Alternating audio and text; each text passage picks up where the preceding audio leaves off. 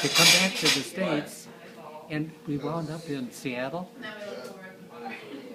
And one of the ships had to be, somebody was sick. They had a, what do they call it?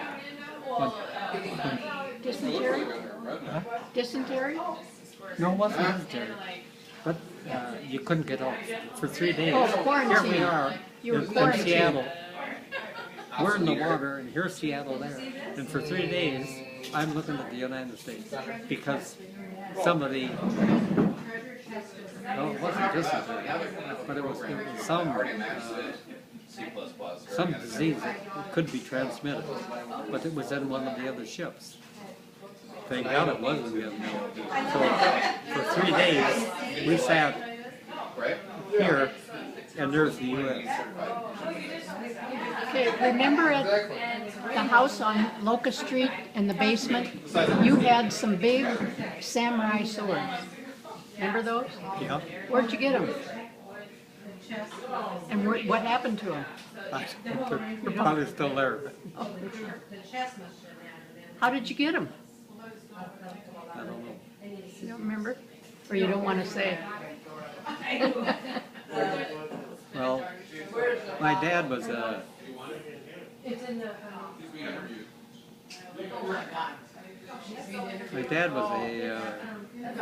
what do you want to call it?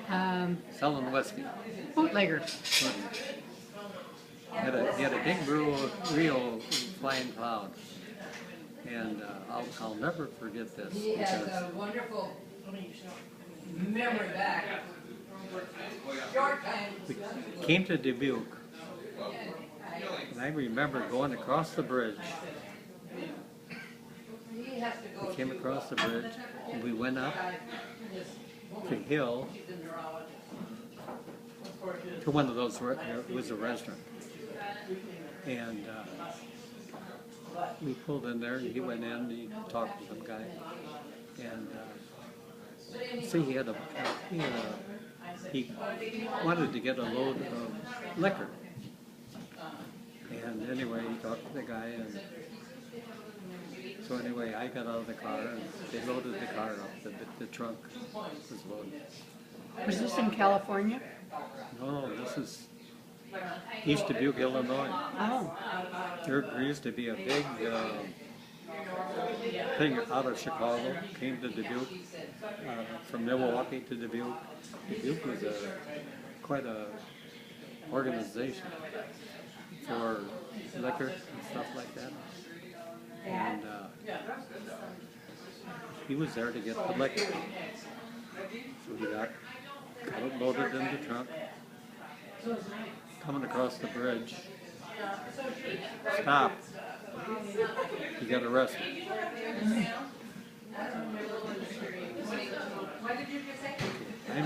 I'm in the back seat. I don't know really what the hell's going on. How old were you? And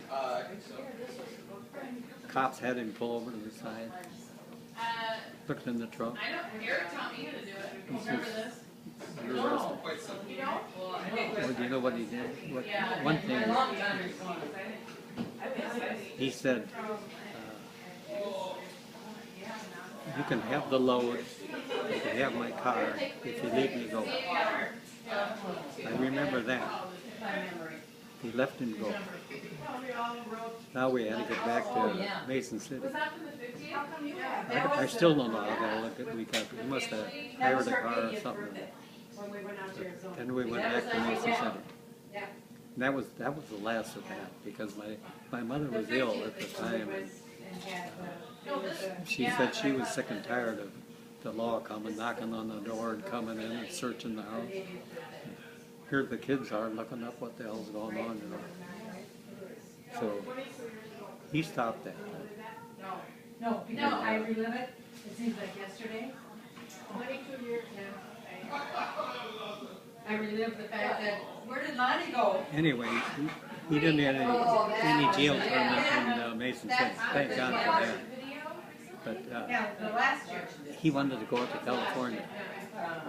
So he bought a Rio Flying Cloud, which was a fancy car then. And he had it fixed, so he had a little cabinet built on my mother's side of the car.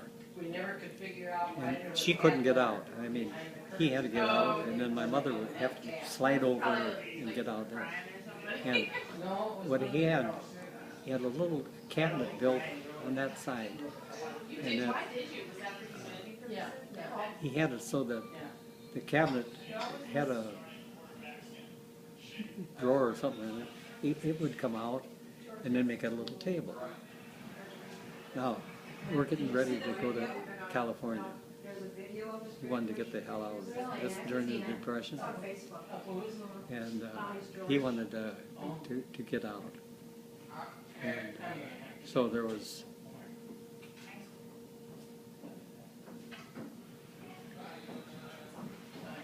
trying to think how many kids was in the back seat.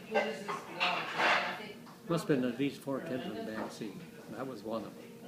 And we left Mason City and started for California.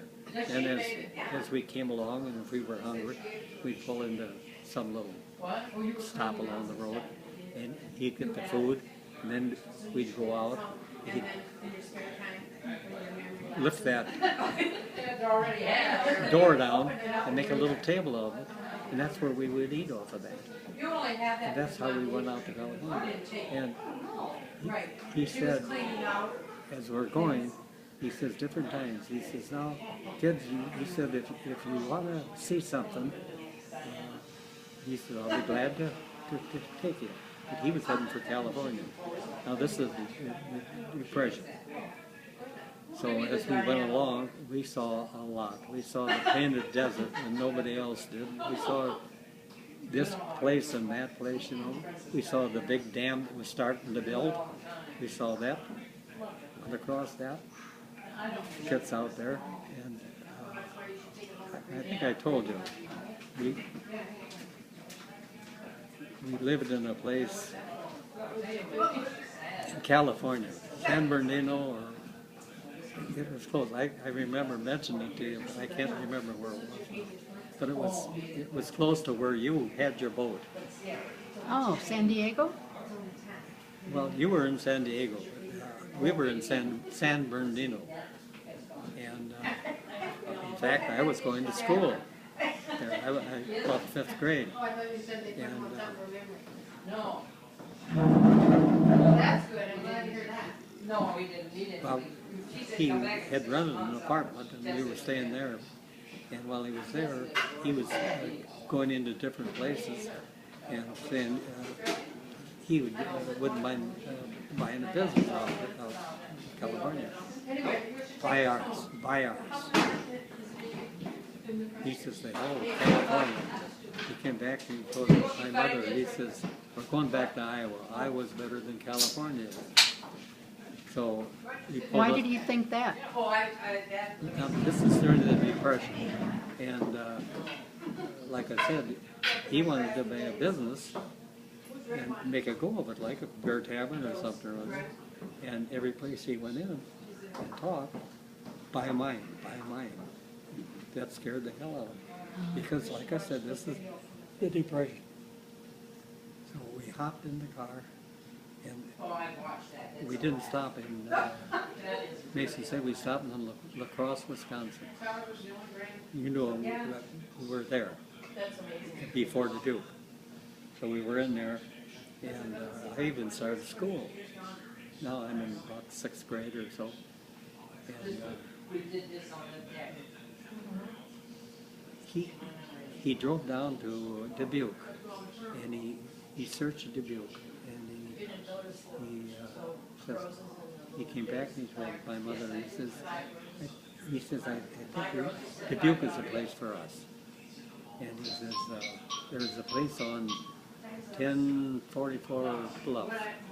He said, it's for sale, and it's 3 floors. And he says, we can stay on the 1st floor and rent the other floor. So he bought that. And now, again, I'm going to school there, and I liked La Crosse. I loved it. And we were only there, I'd say, 6 months. And that's when he came down there and made up his mind to Dubuque. So that was 1044. No, it wasn't Locust. It was Bluff Street. He came down and he bought a 3-story place on Bluff Street. It was 1, 2, and we were in the 3rd place. Well, okay, now I'm starting school again. Started school at St. Patrick's. Grade school? Yeah, and now I'm in. By this time, I'm in the 8th grade, and I appear to be pretty smart because the nun taught a lot of me. And anyway, after the 8th grade, she came to my mother and she said, I can't give him a scholarship somewhere, but he said, I can, there's a boys' school partway up the hill, Loris Academy. She said, I think I can get him in there at a lower price. And she more or less gave me a kind of a scholarship too. So anyway, I went up to Loris Academy, and the priest called me, and I don't know if it was Father Patton or who, called me in there and he said, how'd you like to be the mailman for the boarders and the priests here at the little family? He says, that'll help your tuition out. And I says, fine with me.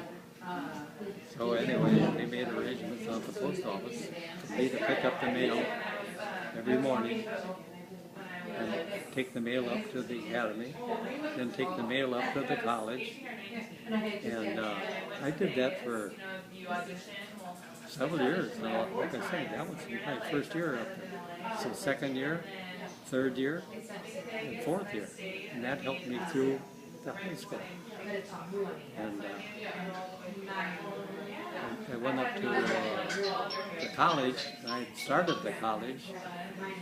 I didn't finish the first year, but I had met your mom at a dance, and one thing led to another. And before I knew it, I was quitting college.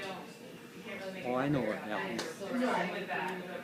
I got a call from the Telegraph Herald, still there.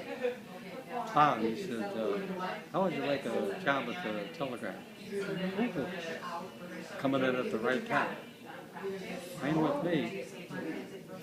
It'll be, he said it'll be slow to start with. So I says, okay. So I quit college and started out at the Telegraph. Weren't you in pre-dent? Weren't you in pre-dental?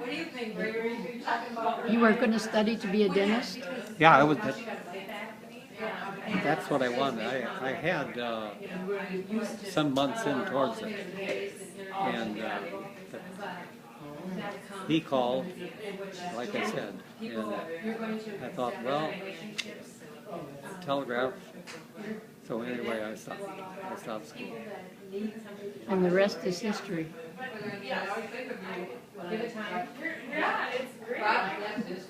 And to make a short story out of the whole thing, the new superintendent came in from out of town. So he's brand new. He didn't know shit from fat meat. He was from a small area printing court, and I helped him a lot. But anyway, at that time, L. Sharbaugh, if you remember the name, don't you? He was the foreman there. He had been foreman for a good many years. So, new superintendent came in. He was there a few short months. And then he called me in. He says, Bob, he says, how would you like to be the foreman there? Well, I said, you've got a foreman. I said, he's been here a long time. Well, he said, we're thinking of having a new situation come in with the press room and the printing. And he said, I would like you to become the foreman. Well, I said, tell you what, I said, the only way I'll do that is if you call El Charbo offender and explain the situation to him, and that he still has a job here, he just won't be the foreman, I'll be the foreman. And he did. He called him in and told me. So then I became the foreman. I had 57 guys underneath me, all printers. And this is when we were going from the what they call the hot press to the cold. And my boss and me, young Bob Woodward, and Bob Woodward's friend, he was a pilot, and he could take off. I don't know where he worked, but he could take off anytime he wanted. So the four of us would get in the plane, and we'd go to different areas that had this new thing already. And I'll never forget coming into.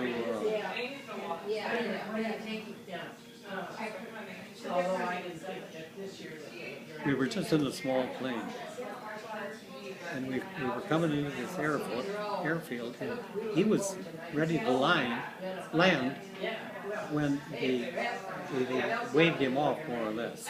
They says, don't come in. There's a bigger plane coming from behind you. I don't know if it was Kansas City, where in the hell we were. But anyway, he said, unless you can land and make a quick right. Well, Pat says, I think that I'm far enough along that we can make the quick right. He landed, and he made a quick right. And I'm telling you, that a big plane was on our ass. He lit. You could hear the tires squeak. But Pat got off of the runway, and he had the main runway. So we went from different places to different places. Did you fly after that? A couple times. I remember distinctly, it seemed like Kansas City that we were in. I didn't get in all the confab.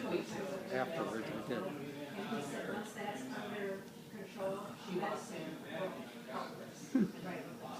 I had a younger guy, and I was going to make him assistant foreman. And so I went to him, and he says, would you like to work as assistant foreman to me?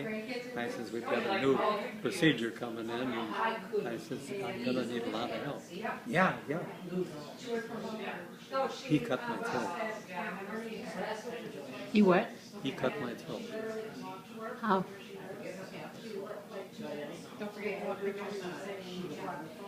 A few months after we were working together, I didn't know it, but there was another guy that came in the upper echelon and was working for the Woodwards.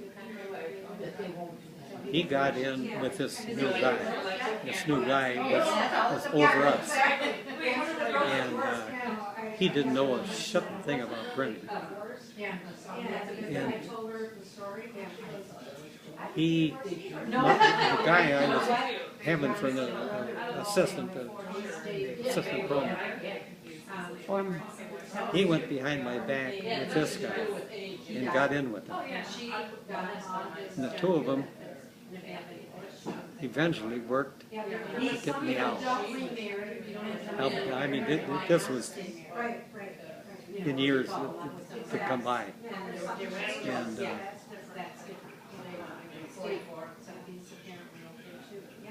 all of a sudden, after I had been the head of the foreman of the composing room for 3 or 4 years, my superintendent came to me and he says, Bob, he said, we need help out in the And I saw Dorothy Price, and I thought, oh, I think Dorothy died 20 years ago. The other room. But anyway, it was Dorothy Price. He said, you'll only have 3 or 4 people on the other. He said, we need your expertise. You know what happened? This guy had gone to this upper, and he had got me out of there. Before I knew it, I wasn't the head of the press room anymore. The printers. I was out in a different department that I never dealt with. But I was still the partner. I was still the head of it. So I had a desk and everything. I had 2 guys and 2 girls under me after having 54 or so. And while I was out there, this girl was in my department. She would go to dinner with this guy that cut me, and the 2 of them would be up there talking together. And she would take her sweet old time. So naturally, the people in the department didn't like it. So I had to call her in and say, you can't, you have a half hour for lunch, that's what you can only take, half hour, not an hour. Before I knew it, I was fired. I'll never forget, I had asked for a raise in that department. The guy said, yeah, I'm looking it over. He says, I'll see. He came down one day, knocked, Bob, he says, come upstairs. So I was going up the stairs, and we're talking about the weather and one thing and another.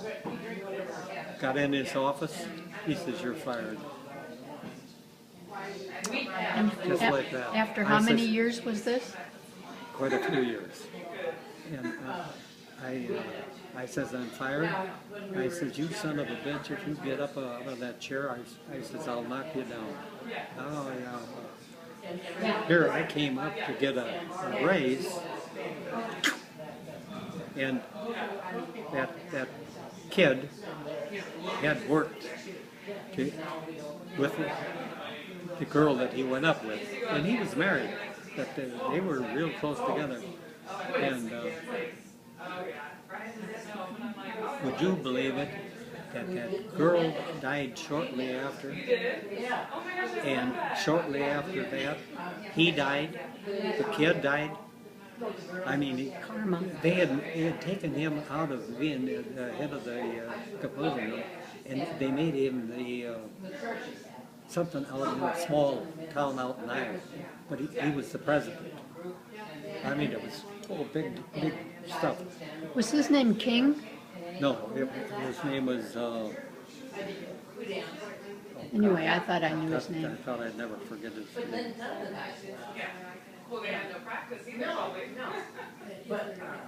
But I'll never forget when I got fired. I didn't take my car to work, and I walked all the way up 8th Street and over. Now we live, you know where we live. And Spark was talking to a friend of hers, and she says, what are you doing home so early? Well, since I got fired. And she thought I was kidding. So after the girl left, she says, I did get fired. I says, I went up to get a raise, and I got fired. Was that the end of the telegraph then? So, no. So anyway, now, I had about a week to think it over, and I thought, well, now, shit, if I'm going to be a printer, I can't be in Dubuque. I'll have to go to Waterloo or someplace and see if I can get a job, and then start all over again. And I thought, no, so I talked a little with her, and she says, well, why don't you call Bob Woodward? So I called Bob Woodward, and he says, sorry, Bob. He says, I can't do a thing for you. Now, he is the owner over this guy down here, over me, and he can't do anything. And I thought, it's on the Woodward from now on, including young Bob, and Bob Sr., and Fred. Well, eventually Fred died. I don't know how the Woodwards are doing now, but anyway, then I quit work then.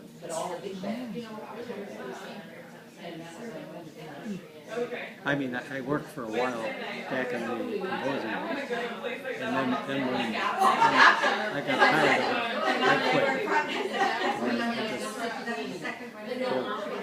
Whoever was in charge of that, I quit. I won't be back.